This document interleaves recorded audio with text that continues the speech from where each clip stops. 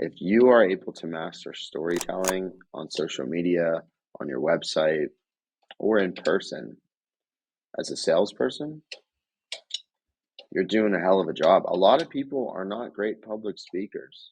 Mm-mm. So make videos that tell your stories for you.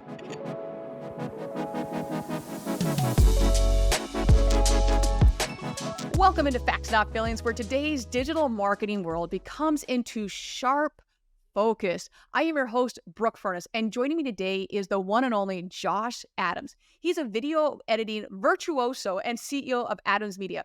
He also does all the editing for Facts Not Feelings, and he's just incredible at what he does. Today, we're going to be unraveling how video content has shifted from an optional luxury to a business essential with a special lens on the automotive industry. Discover the impact of AI and video editing, Josh's unique car buying experience in 2023, that should be fun, and how storytelling is revolutionizing automotive marketing. This is an episode for anyone that is navigating the digital landscape. Dive in with us now for an enlightening journey into the future of marketing and customer engagement. Josh, welcome into the show. Welcome into the show, friend. Oh, Brooke, thank you. This is crazy to be on the show and not editing the show every week, you know? You're gonna have to edit What an yourself. honor.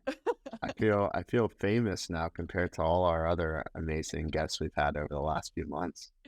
I'm pretty stoked. And really early on, once it wasn't even yes, you'd been brought on to the Fact Up Phillies team. I just go, man, you are so incredible at what you do. Like, we've got to get you on the show. One, get you more exposure, because if you don't know Josh Adams, please get in touch with him. He is so insanely talented. And I can tell you just from the feedback I've received and I've passed on to you, it's made such a difference. I'm so grateful for you and to Josh Green for introducing us. So Josh, thank you so much for that. My life is infinitely better since meeting you. So, all right, let's dive into this. How has video content shifted from being a luxury to a necessity in today's business world, particularly obviously in the automotive industry? Yeah, and I think part of the question too is why and when did that happen? And COVID, but I really think those lockdowns that really boosted my business about 3 years ago, Brooke, was there were so many businesses, not even just in the automotive industry, but even like if you look at restaurants that had no online presence, and they were like, how do I sell to my customers? No one's coming and buying my products. And if you weren't set up on social media or online ads, you were kind of SOL then. And that's why we unfortunately saw thousands of businesses go under during that 3 year span, because they were just behind. And then the companies and small businesses that took the leap forward and decided to, go with the current marketing trends, they really actually kind of took advantage of that time. So I truly think there's no such thing as luxury video anymore. I really think, coming down to just this podcast right here, this is the main way that you reach your clients and your prospects and everybody interested in the industry. If you didn't, you would be writing a blog post online or writing something in the news articles, right? So proof is in the pudding, right? It's so true. And I don't know, I don't know, maybe I told you this. When I turned on the camera the first time, I didn't know, first off, I didn't know what the hell I was doing, but I just go, if I can just help one person. And so when you're making this content and understanding that it's no longer a luxury, this is an essential part of the business. Who's your target audience? Are you catering to them? Are you looking at the things that are going to make it better for them, for you, for everyone in between? I get a lot of, oh, well, how do you find your business? It's like, well, one is referral and networking. I do a ton of networking. Obviously, I speak at conferences and what have you. But this right here is, I can't tell you the number of times you're like, man, you're everywhere. I was like, it's a lot of work. This is not for the faint of heart by any stretch of the imagination. It's not for the faint of heart. Once you have that, I'll say the gears going, it makes it a little easier. It's still definitely time consuming, but understanding who your audience is and then just partner with the right people to make that audience hear your message more and I'll even say better and expand that reach. And so I couldn't agree more. I had a store. Oh God, it was actually back when I used to work at a store, and all the stores had video and they could use the one-to-one video. And there was pushback a lot from some stores, the other stores, but the other stores that embraced it, it was crazy just to see how the engagement on the consumer, and how the consumers were just like, oh my gosh, you're really just going to send me a video about everything? I'm like, yeah, it's personalized. Here you go. They had people driving past like 10 different dealerships just to get to their dealerships because they took the time to send a video. And you know me, I send videos to you all the time. Like, it's just a lot easier to see things and comprehend. Things get misconstrued in an email, tone gets misconstrued. Just take that all out. Like, you might not like being on video, but I guarantee the ROI is there. So please do it. Please do it. And one interesting thing that I've, found over the years working in this industry, and I still don't know the answer to it, is everybody watches movies, they watch TV, and in between there are ads that pop up. Now, yes, they are larger companies, or they go on Facebook at the end of the night, at the end of their day, right? And they might scroll a little bit on Reels. But then when they come and they're a business owner and they come back to their business one day, like let's say a car dealership, they don't do anything though. So they're seeing everything work, but then when they go into their, field or their property, they just blow it off. Mm-hmm. So but I think that's improved a lot over the last couple of years though as well. But I still think there's a lot of catch up to do. I mean, video hasn't really showed any negative side effects whatsoever. I mean, No. video's been around for decades, but the whole social media boom's only been around for so many years, and now we've looked at the last couple of years where, now small businesses are really getting into it versus just the larger corporations that have the Agreed. budgets. And in 2010, I was working with a dealership in, shout out to Peru, Illinois, the middle of Peru, Illinois. And FaceTime wasn't a thing. There was we had Skype and that was it. Like, FaceTime was there, but it wasn't like it is today. So I just go, what if we did some way to do video with your consumer? And they go, well, FaceTime, I'm like, yeah, I get that. I go, what if we did Skype? And so we started in 2010 a whole video process from consumers. We'd say, do you want to go FaceTime? Do you want to go Skype? Because those were the only options at the time. And they would choose, and they're like, and people were just blown away. And I keep in mind, that was now 14 years ago that we did this. And I just go, okay, let's talk about this, But, and then even from a service and fixed op process, we do the same thing where, hey, you got a question about your car, whatever, let's jump on a quick Skype video chat. And I can show you what's going on. Now, they can still send photos and whatever, but it wasn't just, the technology hadn't caught up enough in our CRMs and in the auto industry. So instead we did Skype calls. And it's just, once again, there's no pro con. There really isn't. Like, just do it, man. Just do it.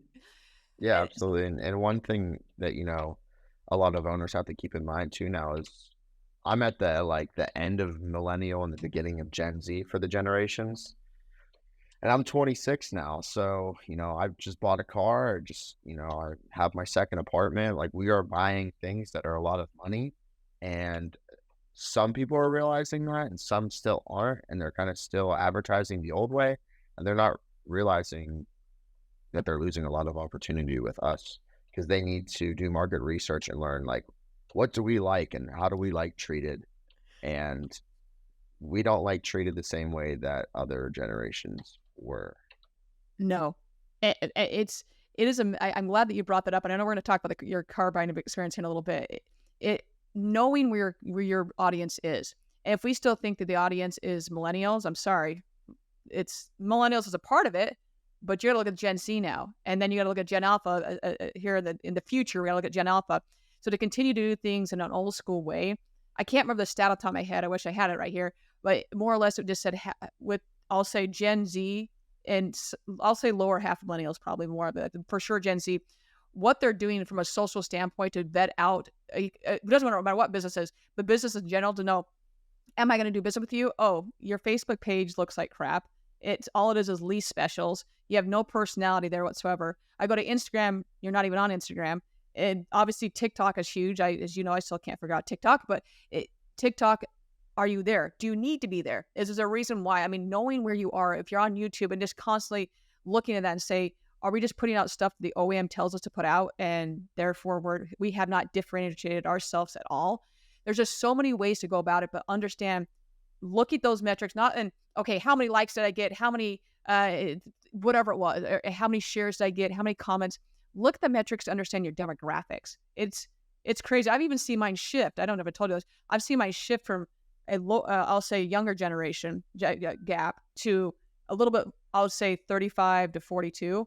And on TikTok, it was much younger, but I'm also seeing that go back up. So just understanding, are you making content that's going to resonate with your audience? Like that is so big, so big. Yeah, and one thing I've realized too, maybe over the last 12 months, is I've seen a lot, not just with the social media accounts I work on, but just in over the span in general, I've seen a lot more people liking things now. I don't know if you've noticed that, and that's not because anybody's content sucks or nobody wants to use social media anymore. People are just scrolling more now, and there's a lot of articles about this too that you can look up. That like before, everyone was like, and like people kind of just scroll now. So we look at a lot more of impressions versus, oh, I only got 20 likes. You know, I used to get 50 last year. Well, but you have a lot more followers now, and your impressions are way up. So It's there's a so lot true. of analytics that go to with it. But the main thing that I always say that, in my opinion, is the most important is that you are active in posting things because people are looking. You just don't realize it. And then it's all about, oh, doubting yourself, like, oh, this is such a waste of time. But no, it's not, because one thing that I've seen before, because I've worked with many businesses, is, they might use my services for a few months, and then they go, oh, okay, I think we kind of got what we need. And then No, after you a few don't. months,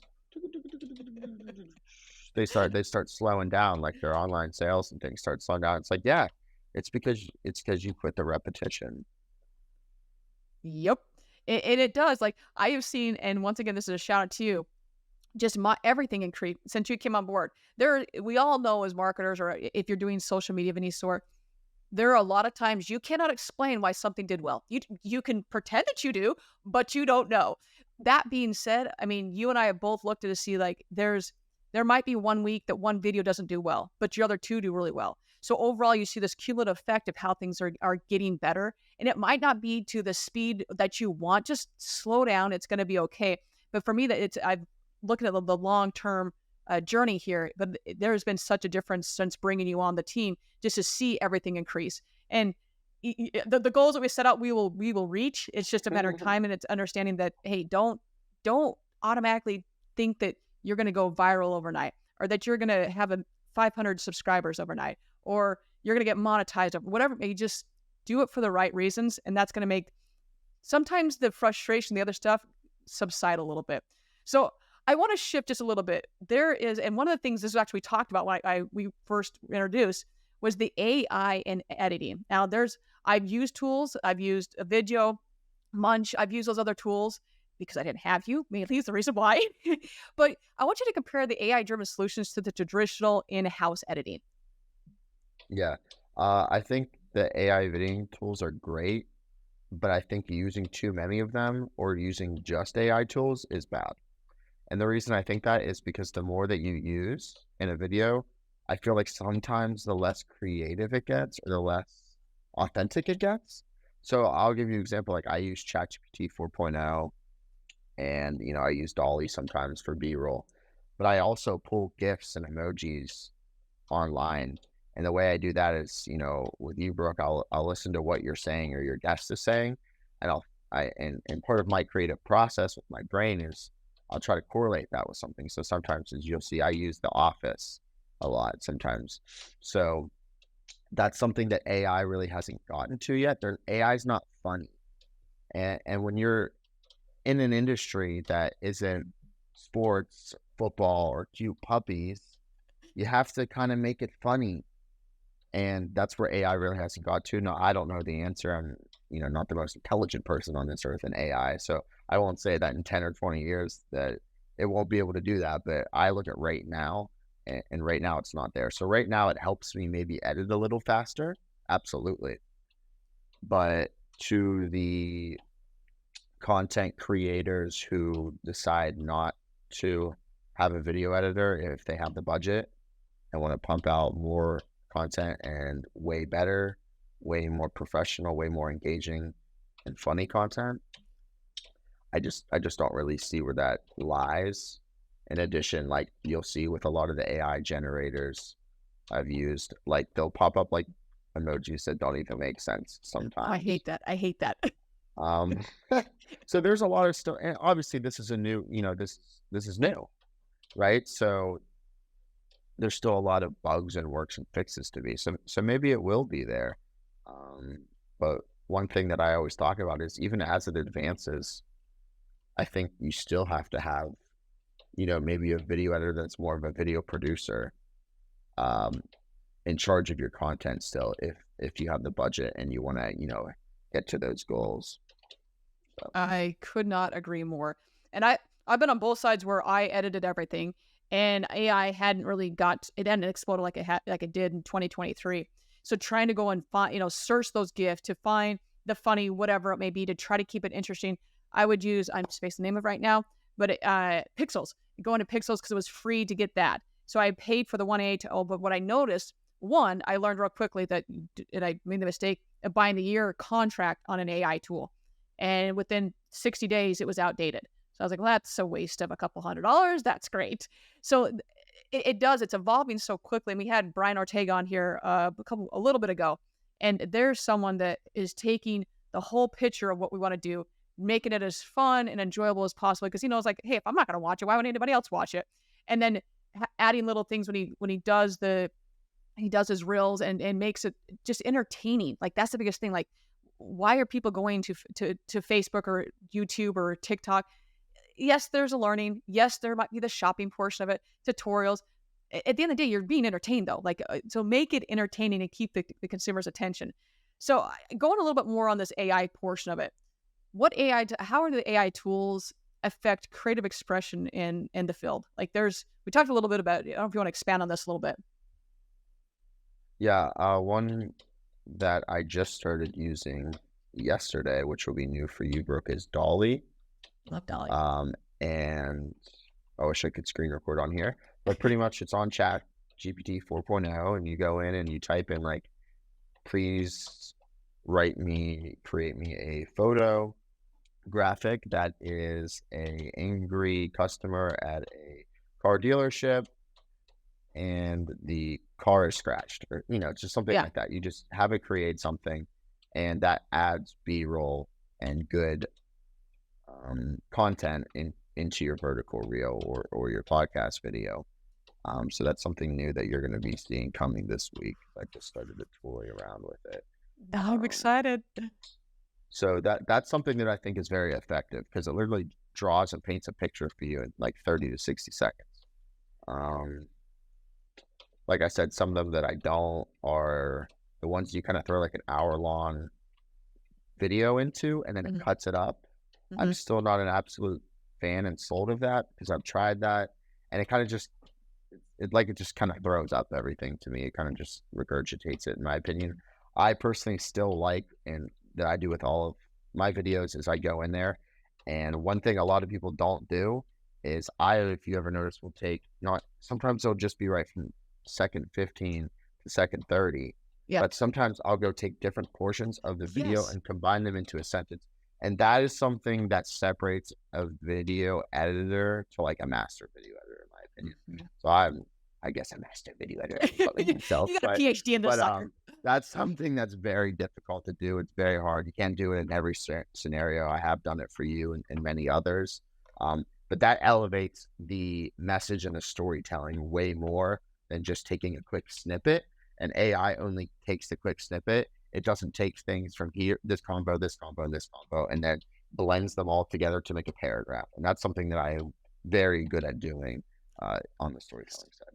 You 100, like, there have been multiple times of like, that was like 20 minutes on either end. Like, how did he find that? So I don't know how you're doing it, but you do a phenomenal job at piecing it together. Because I'm incredible, Brooke. That's how. I'm amazing.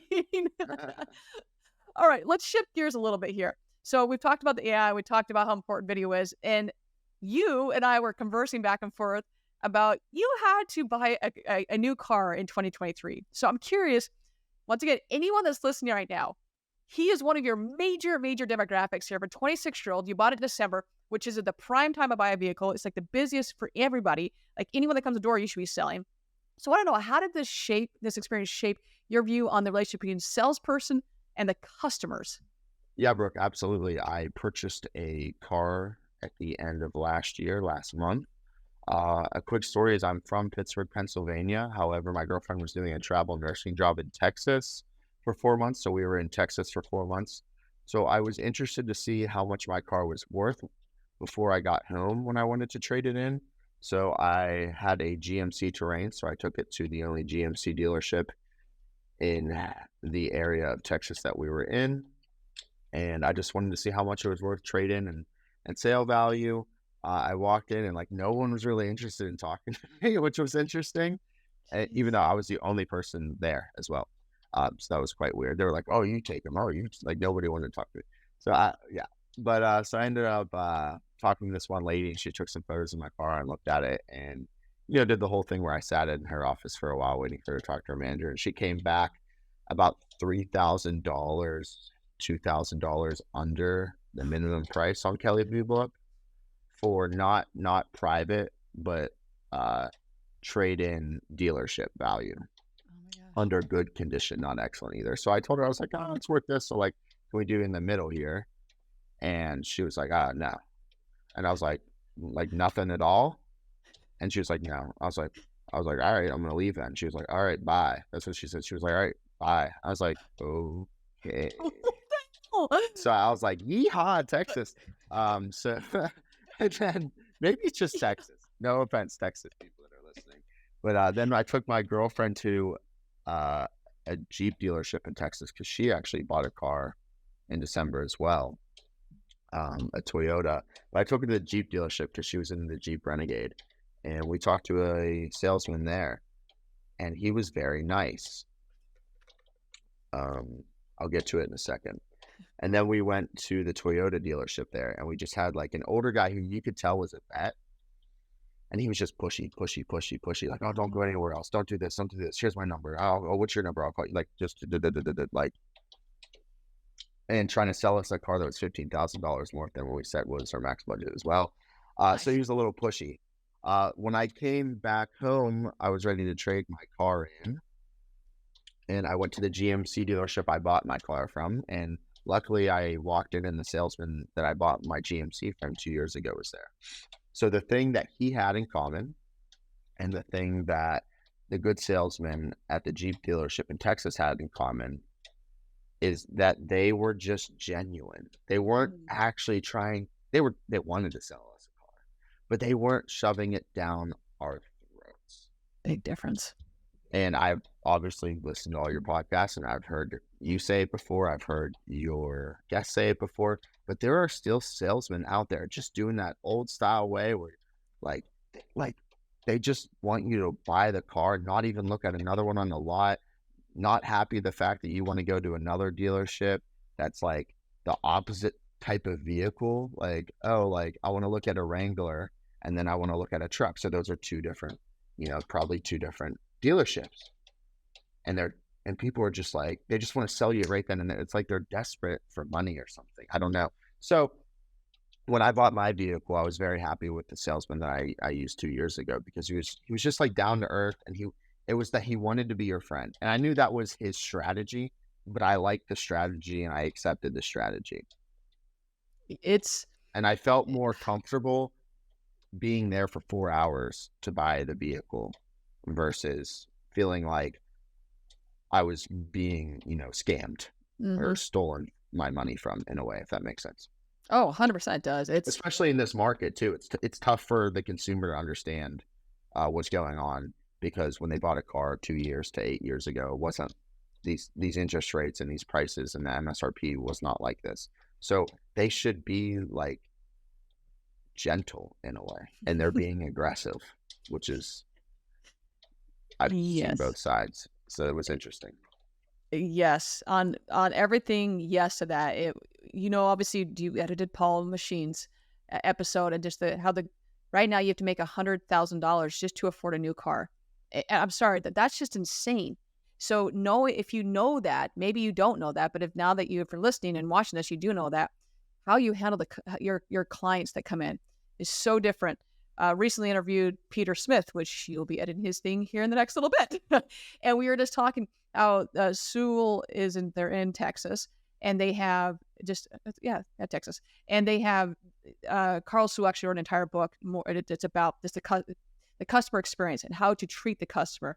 And he goes, I Yeah. just went there just because I wanted to see them. Like I wanted to see just everything about it. He I don't want to spoil this, but he told me the whole story of him actually going to the dealership. And I just go, man, that is, and he was very, very clear. Like, I'm not buying a car. I just want to bask in the Sewell way. And it was just really cool to hear the story. I'm like, and that's what everyone, that should be the bar. That shouldn't be, hey, oh, that's unreachable. That's unattainable. No, that should be the bare minimum of how you treat people. And because you will, I mean, the same thing with having Damien on here a couple months ago of just going through as well. It's like, hey, engage with your community. Like, be genuine to who you are. Too often we automatically get out of that lane and we go back to what we believe we're supposed to be doing. In fact, just do what comes natural to you, because people will sniff through whether or not you're being honest with them in a heartbeat, absolute heartbeat of it. And as you know, like you went through, like you eventually went back to the person that took care of you the first time around. So yeah, couldn't agree more. So And I think that's more of maybe of a my generation or maybe between like 20 and 30 some year old preference, because my girlfriend's dad helped her buy her first car as well at the end of December. She got a Toyota. They love Toyota. Shout out Toyota. But his way was like, I don't like, he wanted to like haggle the price down and haggle the interest rate down, and he did. But like, I knew the way that it went was like, it was just like, no joking around, no smiling, just stern faces back and forth to each other for 2 hours until they came to an agreement. But, in my opinion, that's kind of like the 50, 60-year-olds and up version of buying a car. yeah, it is. That's not our version. Like, you know what I mean? It's just not like, we don't like to talk like that. Like, No. It's hard to explain. I think it's easy to understand, but hard to explain why. Like, we don't like that. But it's just like uncomfortable. It's like awkward, or it's the word we would use cringy in a way. I love it. No, so this is going back to like 2013, I want to say. And I was working with a company and we were developing different, like certain terms you should use based on not just a vehicle, but is it a luxury vehicle or is it a non-luxury vehicle? Is it a sedan? Is it a truck? Is it a pickup truck? And then we'd go a step further to say, what is their age range? Because if their age range at the time, obviously this is millennials, were apparently ruining everything at the time because this was 2013. Now Gen Z, thank you, you're ruining everything. So good luck with that baton. Enjoy it. We went through and just like, okay, this is how you're going to, to your point, is that the age is more like Gen X, that they want to haggle a little bit more versus millennials were like, I don't want to haggle. And then to take Gen Z, it was just very interesting. Obviously that was 11 years ago, and things have changed since then, but it's so important that you understand, once again, your demographics. And I cannot stress enough how important it is. So with this experience, you had a little bit of, some trust issues with some of them. How can dealerships leverage your experience to improve customer engagement and trust? Yeah, absolutely. I think just treat them like your actual friend that you hang out with on the weekend, even though they're obviously not. I just feel like people are, treating each other like an argument almost at a car dealership. Sometimes it's too much of a debate and a bidding war, and it should be more about like, how can I find the best car for you that you can walk with off the lot today, if not tomorrow morning, versus let me sell you a car that's 35K instead of 30, because then you're not going to even get the sale, and then you're back to your desk waiting for your next turn for the next person to walk in. That's my opinion. Now, and let's say you do get the sale, it's a one-time transaction. It's not a relationship. And there's a big, big, big difference. All right, let's go back to the marketing side of things. You and I have talked about this. I know we've talked about it a little before in other shows, but I want to know, especially coming from your perspective of just being this incredible videographer and video editor, like you, incredible what you do. How should dealerships measure the ROI of their video content? Yeah, absolutely. I think that's a hard question to answer. A lot of people always ask me, well, what's the ROI of this specific reel or this specific commercial?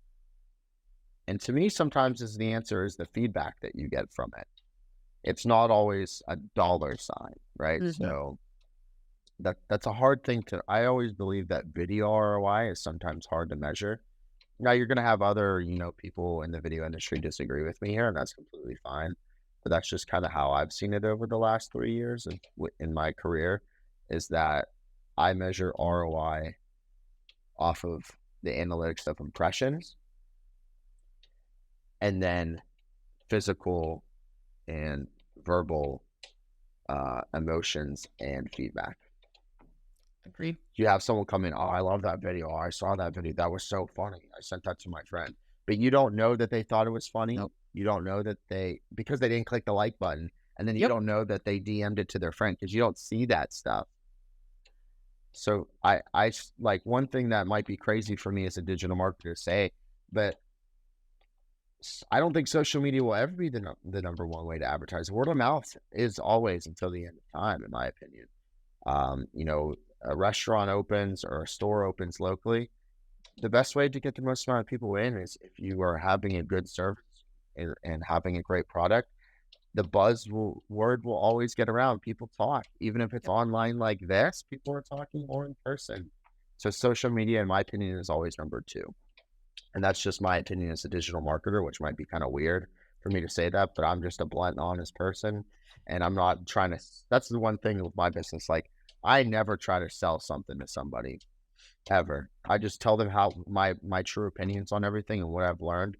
And if that interests them, then great. And if not, that's okay. And that is one of the many reasons why we get along so well. But it does, like, for like, once again, you and I come on board and we start working together. And it was one of the first things I said to you was like, hey, I'm fully aware that video is, I'm not looking, well, at some point we'll get there. But if you start looking at, oh, I got to have this, and you just don't have that. I mean, right now, not right now, because you're all listening or watching this, but after this episode, go and look at the last story you posted on Instagram. How many people liked it versus how many people saw it? Huge difference. You may not even get a single like, but you can see 100,000, whatever, maybe people are looking at that and they're interacting with that. I remember having a friend tell me, hey, you know, there's so many people that will consume the content, to your point, that you have no idea. And I remember being at a conference and I had just random people come up to me like, I had no idea who the hell they were. Like, oh, we watch you and listen to you all the time. Like, but I've never even seen your name anywhere. So there's so many people that are consuming it. So looking at the community, once again, to say, are we going in the right direction? Yes, you're going to have ups and downs, but overall, is that trajectory going upward? Is it doing the incline of what it should be? If it's flat or going down, might want to take a look at something. Just saying. But too often we get stuck in this, that we have to have what used to be the likes and the clicks and the comments, and that's important, but it's not the end all be all. So I could not agree more with that. So let's go to the technology portion of this, and it's, whether it's AI, it doesn't matter what it is, everything is evolving so quickly. Like, I love getting the videos back from you for a lot of reasons. One, they're awesome, but even the technology that goes into Adobe, whether, you know, there's just so much that goes into it. So with the emerging trends in video production, should businesses, especially in automotive, what should they be aware of right now? Because there is so much out there. In editing? Yeah, video. I'll say video production, video editing. Like, as far as like the tools that I use in Premiere? Yeah, like that could be one of them. I know Premiere does a phenomenal job. I mean, something as simple, I used to have to go through and cut all the ums out of things or the dead space. You don't have to do that anymore. I mean, there's just so much technology out there. Yeah, absolutely. I definitely agree with that. I still personally do things manually a lot, and it does take more time, but I am a big believer in quality over quantity sometimes. Mm-hmm. And I really pay attention to every fine detail on my timeline, if that makes sense to you. If you ever see, and like, some people never notice these things, but like, the lazy way is, if I were to highlight a word in your blue color, I would just highlight it. But then sometimes I'll leave a word out of it in between, like because I'm trying to separate words of importance from each other. As well, I'm when you use the I'm not exactly sure if it's AI, but the subtitles in Premiere, I believe it's close to AI. It listens to everything you says and put it up there, right? Yes. It doesn't match it up to the sequence. So, you know, you have your timeline that comes across and it has the line. Yeah. Sometimes it'll come over the line. So if you really pay attention to the video, when you're done saying the word mean, you start the car, it'll be off by a second. So you need to trim those and line them all up together. So that really just comes down to perfection of quality.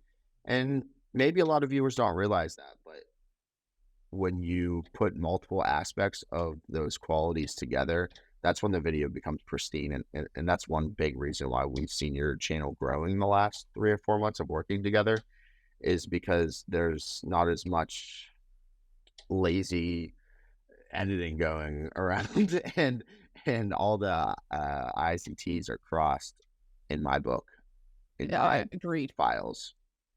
It's nuts. And that's one thing, like, yes, the tools are great, the AI is great.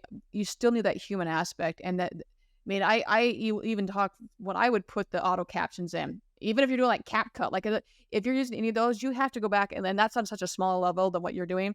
But understand, oh, it thought I said this, but I really said this. So it would mix that up. Or to your point, I remember I can't remember what tool I was using, and the captions came in, and I'm trying to edit them, and it kept like I made one change, and everything got thrown off. I was like, "Oh no!" So I had to go through and then manually type out all the subtitles because the AI just couldn't figure it out. And it's going to continue to improve. I get that. It's just once again going back and saying, "Is this something that I can use the technology portion for it to make it quicker and faster?" But in order to get the full quality, I need to step in as a human and finish this. I can't stress that enough. Cannot stress that enough. Absolutely. If you're just like, I don't want to sound like an AI hater, because I'm not, because I use it, but I use it as a tool to help me, but not for it to do it for me, if that makes sense. So I Shouldn't like, enhance. yeah, like one example that I'd love to see, unless I don't know how to do it in Premiere, is I take out all the periods and commas out Huh. of the subtitles in the reels. I don't know if you ever noticed that. I have to Yep. do that manually. Yes. I go through. I think it just kind of looks, I don't know, ugly in the video reels. I only, if you ever notice, I only use question marks. I was just gonna say you only use question marks. Yeah, but that's one of my styles, though. Another thing that AI doesn't do that I do is I do the split screen or the 3-way split screens in the reels. So you'll be talking and I'll be here and you'll be on top there, and then I'll throw B-roll in here, and then maybe it'll switch, and then it'll be a full screen and back. And that's something that, as far as I'm aware, AI has not gotten to yet. That I haven't seen. Things are always coming out every month, right? But that just comes down to quality and taking your time to make good content that works for your customer. Yeah, and I will take that a step further. If anyone, I believe it was the episode with Maddie Morgan, I believe, that you went in and you took photos of my shoe wall and threw it in there. That was I remember I was like, dude, this is awesome. Yeah, yeah, I mean, once again, exactly. AI can't go and do that. And not at this point, as fast as it is evolving, then maybe later on. But right now, you need someone to go in and say, wait, what about this? This would be really, really cool right there. Or I remember with Dan Moore, and that's the one that just one of those one that went crazy. And to this day, we still talk about that reel. At the very end, you've got Dave Chappelle, and you're like, gotcha, bitch. We were And laughing that's so just hard. comedy. That's just comedy. That's something that I'm thinking with my little funny brain that goes, "Gotcha, bitch," at the end, because he was making a great point. And will AI, will artificial intelligence be funny? Because if it is, then I'll probably be scared that the world's gonna end. So, but, I've had ChatGPT for like if I have to preface it in the prompt, hey, I need this to be comical or I need to whatever, but then I've got to massage it like crazy. I'm like, at that point, I should have just written the thing myself. then it's like It, kind it of takes corny, right? It's kind of pardon? corny. So I said it's kind of corny sometimes. Yeah, there was one that like there's been a couple like because you can throw it in the image and it can make something off of the image. And I'm like, well, where did you even like you have the image? Like, how did you come up from the image to all the way over in Timba? Like, you're not even in the middle of nowhere. So you just have to be really careful on how you do things. And you can have the same prompt for 20 different things and get 20 different responses as well. So it Yeah, just goes back to for AI, I guess my last thought on AI and video editing is just that it is a great starter tool yeah. to speed up your process as an editor or as a content creator, but not make everything for you from start to finish. And if you don't put your fingers in just a little bit, I think your content might be a little dry. I agree. You've got my full support on that one. So let's go into social media right now. There's a lot of social media trends right now, and how are they influencing the automotive marketing strategies? I know you mainly work with. Am I the only client you have in auto? Yes. Okay. And the So first. well, there we go. First and not the last. That's for sure. Yes, So ma'am. what trends have you seen influence? I will say automotive marketing, but in general, just in marketing in general, when it comes to social media and trends.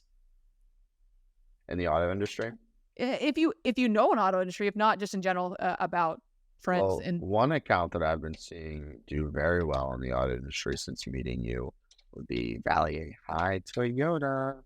He's Mhm. coming out with a lot of videos right now, and they're hitting big. I mean, I was just talking about how likes, aren't the most important thing, but boy, oh boy, is Brian getting a lot of likes and engagement and shares and comments. So, what do you think that means? Now, those people commenting, maybe they just bought a car 4 years ago, so they don't need a car for another year or two. But I bet you when their lease is up or when they want another car, I bet they're like, because it's that, what's the word, subliminal, processing, messaging. Yeah. messaging. They maybe won't buy a car from Brian, but they're gonna go there and at least look. And that's Mhm. because of the content that dealership is putting online. And then you have the dealership down the road that doesn't do anything. And all they do is have a freaking, sign or billboard. Inflatable arm man. Yeah. And they're just gonna drive on by. It's so true. That's And facts, not feelings, right? hell yeah, buddy. Hell yeah. And it is like, and Brian, believe me, he pushes the envelope that we all would like to push. We fear that we can't. We can. It's just we don't. So he has just learned, hey, where's my demographic? How can I interact with them? Same thing like TikTok, whether it's all of them. I mean, he just does such a great job, and we all can learn from him. I personally I can't wait. I'm like, dude, you got to send me the newest video, and I'll just sit there and I'll watch it 10 times easily. I'm like, your Yeah, but content is so there's, good. I mean, I'll tell you, there's other ways for marketing as well. I mean, before I went to GMC back to my old dealership, now just literally thinking this right now was I used to get a message like once a month, like an automated text from them about like things. So is that one of the reasons why I thought of it? Maybe, Yeah. but that's not enough. No.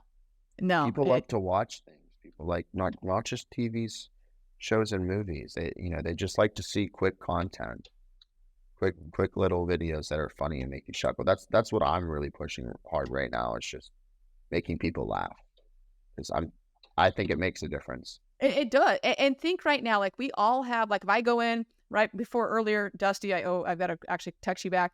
But one of my good friends, Dusty, and I, our entire conversation is just us sending funny ass videos back and forth. As someone, whatever it may be, and they're sometimes they can be super bizarre, but like the data for me is just I can just veg. I put a lot of hours in. I work a ton, and I'm like sometimes I just need mindless activity of people falling down, like just some funny stuff or whatever it may be. And so we'll just send, but we all have that friend or friends where we just send funny shit back and forth. So Yeah. you really do need to have that. And once again, if you're not going to watch it, why would you expect anybody else to watch it? I cannot stress that enough.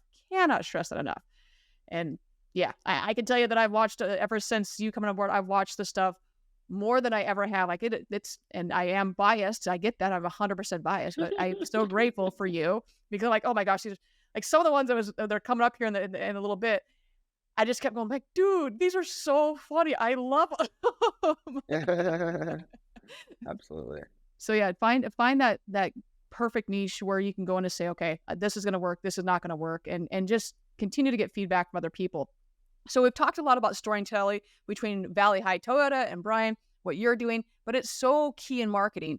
Can you talk about its importance just in general? Obviously, we're in automotive, but I'm just going to say in general because if it's going to work in automotive, it's going to work somewhere else. So just that talk about the importance of storytelling. Yeah.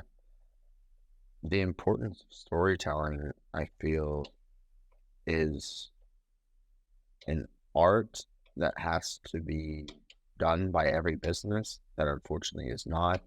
If you are able to master storytelling on social media, on your website, or in person as a salesperson, you're doing a hell of a job. A lot of people are not great public speakers. Mm-mm. So make videos to tell your stories for you. We've really seen content change, especially focusing on YouTube. It's all YouTube shorts now. And we've seen content go from, pranks were so popular a few years ago, right? Pranks. And then it went to challenges. Remember all the challenges, like Oh Mr. Beast gosh. challenges, and everyone Yep. copying those. And now a lot of it is like testimonials and storytelling of examples of things that happen to people, um, either in the auto industry or in the workforce or things like that. So content's constantly changing, and I'd say one of the most popular ones right now is probably storytelling for content creators. And if you're not taking the time to craft that intro, I mean, it used to be 30 seconds time attention span we all had. And I forget what Brian, when he was on, I think we said it's like 15 now. But I can go back and see that people are only watching for the first 3 seconds. I'm like, "Whoa, okay, obviously that's on the audience. That's not on the algorithm. That's on me. I need to figure out how to craft that intro to be better because I'm not doing a good enough job. And really look in the mirror to say, okay, have I really captured the audience attention? Going back to would take yourself out of it. I know it's difficult because you can be biased. I'm like, oh, it looks awesome. I can tell you, your first ones are not going to be awesome. I know that from experience. But going and saying, okay, is this intro and is a hook enough that people are going to continue watch it? Because what's the stat of it that they watch the first 5 seconds of a video, they're going to most likely finish the video. So that first 5 seconds is so critical to get what you're trying to say in a hook type of way without being too clickbait. It's so important. And looking, okay, this one didn't work. This one did. Okay, did I do something differently here? Did I add emojis to something? Like what did I do differently? And maybe it's just a flash in the pan of something happened. You don't have no idea. But overall, just really focus on that intro. It's just so important, especially with long form. And even with the reels, like I definitely should have mentioned that. That's something I should say. It's my first time just being shot questions on the podcast. But yeah, as far as my expertise, like you really have 1 or 2 seconds, maybe 5 max to catch it. So sometimes what I'll do is I'll take a snippet of something really funny or entertaining, or I'll throw an emoji in second 2 to try to catch someone's attention, or bigger subtitles.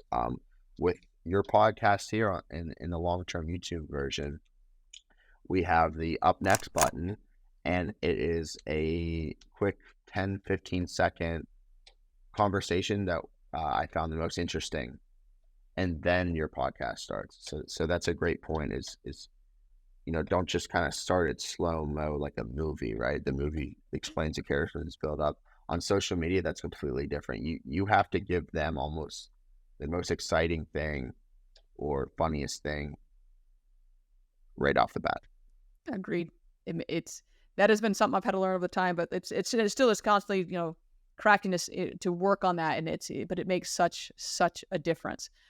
Josh, is officially that time. It is that time of the episode. We are going to jump in to the lightning round with Josh Adams. So first and foremost, for those that are watching, you can see his QR code's going to be right over here. For those that are listening to podcast land, how can they find you? How can they get in touch with your awesomeness? Yeah, absolutely. My website is adamsmediapgh.com, and my email is adamsmediapgh@gmail.com, and then my socials are all adamsmediapgh. I do that on purpose to make it sweet and simple. Make it as easy as possible. Awesome. Okay, name of the show is Facts Not Feelings. So how are you distinguishing facts from feelings, either in your personal life or in your professional life? Sticks and stones may break my bones, but words will never hurt me. I got thick skin, and just as another saying they say is the train keeps on rolling, especially when you're a small entrepreneur. Don't let that train stop. Just keep it rolling. Agreed. That is my sentence.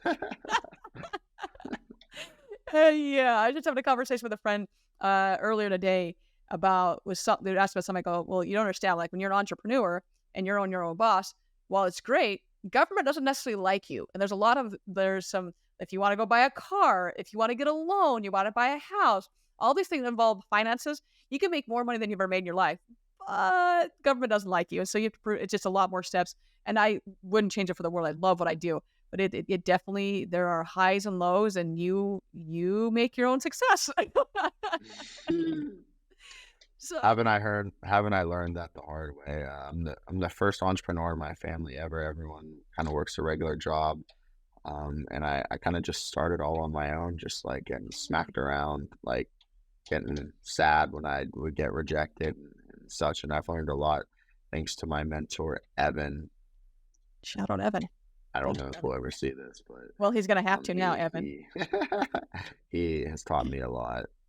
And And one thing that I forgot to mention when we were talking about sales people was one thing that he really taught me was get your customer to talk more. Ask them questions and make them talk, and you listen to see how you can help them.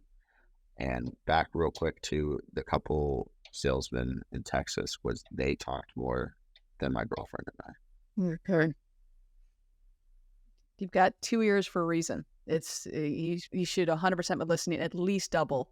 And before we started this episode, I just said my job as a host is just to keep someone talking. Like, there are times definitely when people will freeze up and I've got to step in, but Yep. you guys can hear me talk whenever you want. Like, it's not about me. It's about the guest and what they have to offer to the show and to the industry and honestly to the world. Like, there's just so much that can be done. So just really taking the time to listen with intent to understand the person versus formulating your next response. Like, it makes such a difference. And people, once again, you appreciate that so much when someone does that. Couldn't agree more on that one. Absolutely. All right. So I saw this answer, and it's not like we've known each other for 17,000 years, but we've known each other for a hot second. So I'm going to ask you this question. I know the answer to it, but this was just, I was like, holy shit, I didn't know this. So something that the most people wouldn't know about you. Yeah. And my answer was my last name Adams is an adopted name for my grandfather. The fun story is just like in the movie The Grinch, when the Grinch was a baby and came down in the basket, he kind of just like landed in front of somebody's house and they opened the door.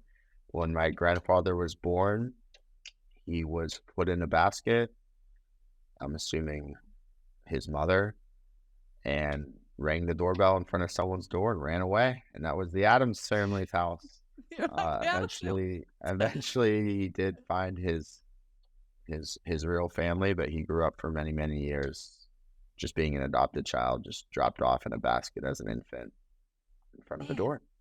That is, like I said, like, I don't know why I didn't see that before. I was going through, I was like, how did I miss this? I don't tell a lot of people that, though. It's just No, a you just very told interesting everybody. thing. It's just an interesting fact. I don't know.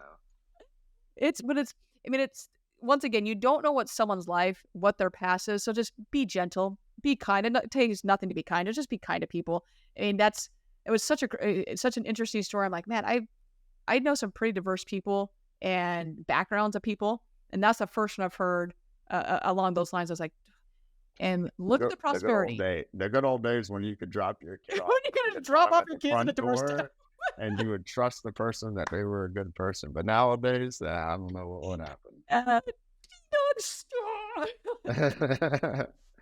Yeah. It's so true. Okay, let's round out with, if you could have any superpower, what's it going to be? I could have any superpower, what would it be? And that is a great question. I come with a very difficult. If I could have any superpower, what would it be? I might change my answer here to what I put, but I would put that I'd have multiple sets of hands. Ooh. So that I could carry multiple things at the same time or edit multiple different, on multiple different computers at the same time. So that's an interesting answer. I know that might have not been what I written down, but I don't care. It's your decision. It doesn't matter to me. But I can tell you, carrying groceries would be a lot easier with the multiple set of hands. Yes. Awesome. Well, Josh, thank you so much for being a part of the show. Thank you for everything you do, and personally, just thank you for your talent. Like, you, not only is Josh incredible at what he does and his skill level and his talent, he is honestly a better person, which is, considering your skill talent, and that's pretty hard to do. And he's just an incredible person. So if you are looking, you're needing a videographer, need someone to edit your videos, any of those lines, please reach out to this gentleman. He is awesome. He's incredible. He has my seal of approval endorsement by all stretch of the imaginations. And with that, Josh, just thank you. And everyone, you know the drill at this point. Find a way to start a day. Find a way to help someone, to, whether it be something small like opening a car door, just a kind smile, just do something to make someone's life and their day just a little bit better. And with that, everyone, we will see everybody next week.